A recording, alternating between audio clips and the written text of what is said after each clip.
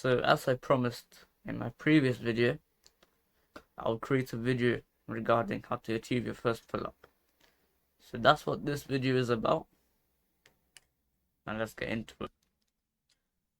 So if you can't do a pull-up yet, you need to do easier exercises than the pull-up to progress onto doing the actual pull-up. So there's two exercises which you will need to be able to progress onto the actual pull-up. So the first exercise is a negative pull-up. That's where you jump to the top of the pull-up position and you descend down as slowly as you can. That's a negative pull-up. Another exercise, which not a lot of people had the equipment for, are resistance band pull-ups. That's where you perform pull-ups using resistance bands, which make the pull-up movement much easier. Now, I didn't have a resistance band, so I just started doing negative pull-ups as my only progression exercise into doing the actual pull-up. So just before I start talking about the routine that you should use to progress onto doing the pull-up, I need to tell you about a potential issue that could arise if you're using a pull-up bar which attaches to your door frame. You see, on the door frame pull-up bar, the foams are quite spread apart.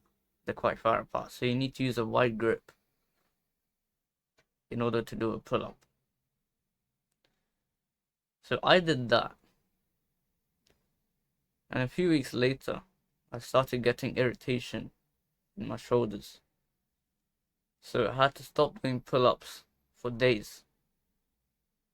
And when I eventually got back into training again, I had to decrease the volume significantly because I just recovered. So the training routine you'll use to be able to progress onto the actual pull-up is extremely simple and is not specific. So what that means is you can do it at any time.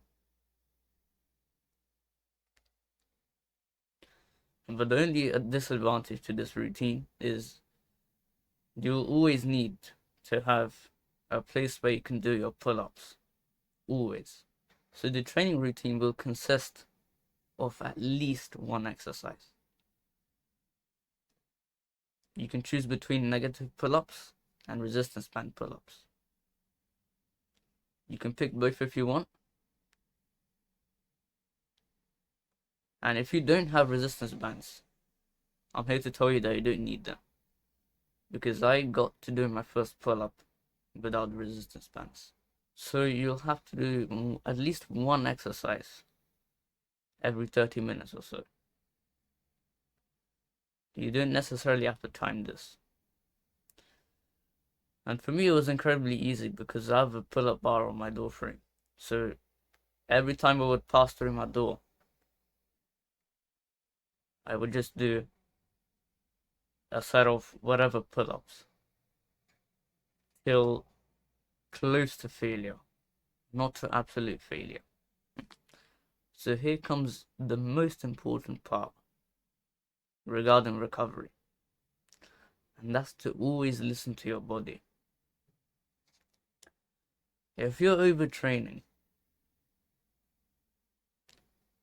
you might get pains in your shoulders or anywhere, any part of your body that you use to do pull-ups.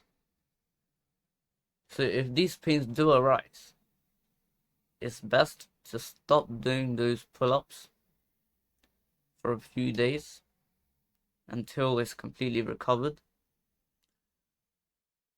and then only after that can you start going back into doing the negative or resistance band pull-ups. And make sure you decrease the volume so that the same pains don't arise again, causing you to quit again. So you can keep doing this routine forever, but it's not optimal because you will reach a point where you will be able to do pull-ups. And there's no point in doing those negative or resistance band pull-ups if you can already do pull-ups. You won't be challenging yourself enough and you won't be making any more progress. You'll plateau.